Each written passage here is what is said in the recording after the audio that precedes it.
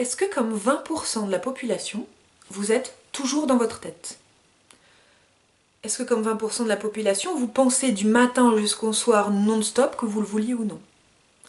Est-ce que vous êtes du genre, quand vous vous brossez les dents, à faire 3 trucs en même temps? Vous ne brossez pas juste les dents, vous allez remettre des choses en place, vous allez faire autre chose en parallèle. Est-ce que vous anticipez tout, même ce que vous allez dire? Si vous avez répondu oui à ces questions, j'imagine aussi que vous éprouvez des émotions hyper fortes, que vous êtes plutôt de nature à avoir besoin que ça swing dans votre vie, que ça bouge. J'imagine que vous avez besoin de changements régulièrement, que très rapidement vous vous mettez en question, que vous avez une hyper conscience de tout ce que vous ne savez pas et que vous devriez savoir ou vous pensez devoir savoir ou savoir faire pour que ce soit vraiment bien. J'imagine que vous remettez beaucoup les choses en question et les systèmes en question, au travail notamment. Ah, ça fonctionne mal, ça fonctionnerait tellement mieux si ça fonctionnait plutôt comme ça, comme ça, comme ça, si on faisait comme ci ou comme ça. J'imagine aussi que vous êtes plutôt du genre à avoir besoin de fusion dans vos relations. J'imagine que vous kiffez, que vous adorez, que vous jubilez quand la conversation est fluide, que vous avez des milliers de choses à vous dire avec votre interlocuteur, qu'il n'y a pas une seconde de blanc, et qu'à l'inverse, vous êtes hyper mal à l'aise avec les zones de blanc. Vous savez, ces moments où vous lancez une discussion, l'autre répond « ah oui » et un peu comme dans les westerns, là où on voit la petite brindille la flotter dans l'air avec un « ouh ». Est-ce que vous êtes du genre à vous vexer assez facilement quand on vous fait des remarques, à pas supporter quand on vous fait remarquer que vous portez encore une fois le même pull, ou oh, t'as maigri, oh, t'as grossi, oh, t'es coiffé bizarre, oh, vous supportez pas, hein? Eh bien, si tout ça vous concerne, j'imagine que dans votre histoire, vous avez douillé et que la relation à l'autre est pas super simple.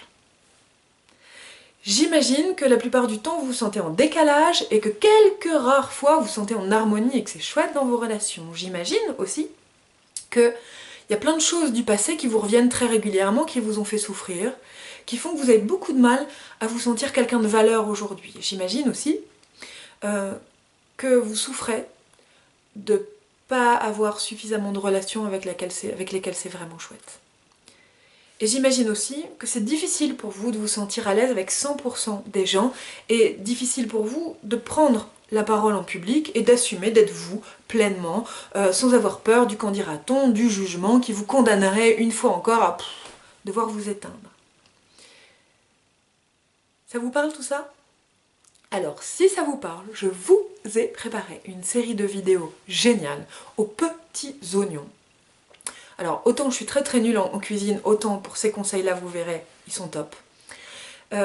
Qui va vous permettre de comprendre comment vous fonctionnez. Vous qui pensez tout le temps, vous qui êtes hypersensible, vous qui êtes hyper exigeant, vous qui êtes plutôt perfectionniste, vous qui avez du mal à mener vos projets jusqu'au bout parce que vous avez tellement conscience de tout ce que ça devrait être et que ça n'est pas. Et surtout, des vidéos qui vous présentent comment fonctionnent les autres. Comment ils pensent?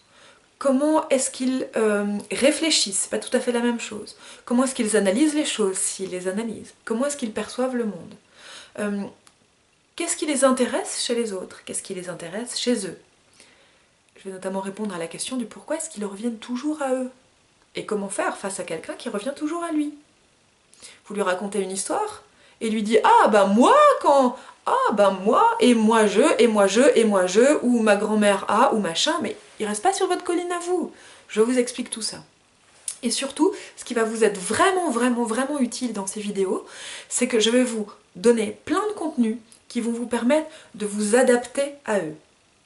Je vous entends d'ici me dire « Oui, mais j'en ai marre de m'adapter à tout le monde. » C'est pas la même chose, non. Vous en avez marre de vous adapter et que ça fonctionne pas. C'est ça surtout.